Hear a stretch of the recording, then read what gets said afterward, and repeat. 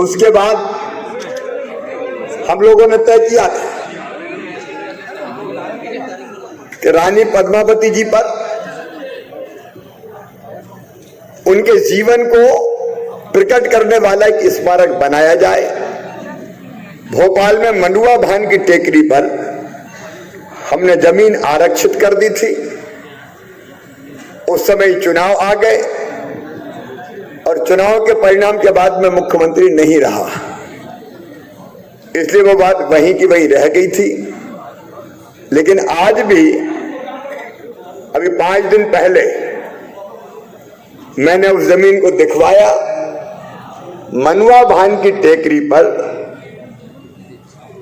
महारानी पद्मावती जी के स्मारक के लिए वो जमीन सुरक्षित है और मैंने आरक्षित कर दी है कि मनुआ भान की टेकरी भोपाल में बहुत प्रमुख स्थान है। महारानी पद्मावती का महारानी पद्मावती का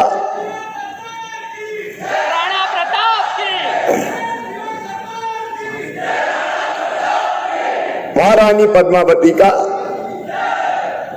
स्मारक बनाया जाएगा। मैं आज नहीं आता तो उसके पहले ये फैसला हो गया था, क्योंकि ये पिछले मुख्यमंत्रित्व काल का मेरा फैसला था जो मेरे मुख्यमंत्री नहीं रहने के कारण इंप्लीमेंट नहीं हो पाया था। अब मैं ईश्वर की कृपा से फिर बना हूं तो ये स्मारक भव्य स्मारक बनाया जाएगा। और एक प्रतिनिधिमंडल मैं समाज के पदाधिकारियों से आग्रह करूंगा कि आप 4-5 लोग तय कर दें और वो 4-5 लोग स्मारक का क्या स्वरूप हो उस पर बात कर लें, कौन सी चीज उसमें आनी चाहिए, ताकि उसमें कोई जो हमारी अपेक्षा है उस अपेक्षा के अनुरूप वो स्मारक बन सके। अब पद्मावती जी के ऊपर जो विवादास्पद फिल्म थी उसको तो मैंने ही रोकने का फैसला किया था, इसलिए रोकते समय उस पे अगर हमारे नौजवानों पे मुकदमे बन गए होंगे तो वो सारे मुकदमे वापस लिए जाएंगे, क्योंकि अन्याय का विरोध किया था। जो अन्याय का विरोध किया था, इसलिए वो वापस लेने का फैसला हमने वापस लेने का फैसला किया है। और तीसरी बात, रानी पद्मावती जी के जीवन पर आधारित जो सही उनकी जीवन गाथा है, शौर्य गाथा है, उसको अगले सत्र में अभी मैं निर्देश दे रहा हूं पाठ्य पुस्तक में सम्मिलित कर लिया जाएगा। और 2 पुरस्कार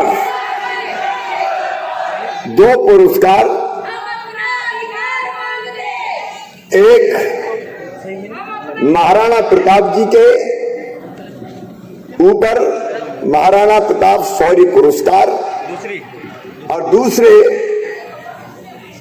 एक पद्मिनी पुरस्कार जो हमारी बहनें शौर्यपूर्ण काम करेंगी, वो पुरस्कार हर साल 2 लाख रुपए का राणा प्रताप जी के ऊपर और महारानी पद्मावती के ऊपर नाम पर दिया जाएगा। आप सबको मैं एक बार फिर हृदय से शुभकामनाएं देता हूं। और चूंकि मेरे आज अनेकों स्थान पर कार्यक्रम है, मुझे अनूपपुर तक पहुंचना है, दिन छोटा होता है, इसलिए दोनों हाथ जोड़ के आप सबको प्रणाम करते हुए, नमस्कार करते हुए अपनी बात समाप्त करता हूं। बोलिए भारत माता की।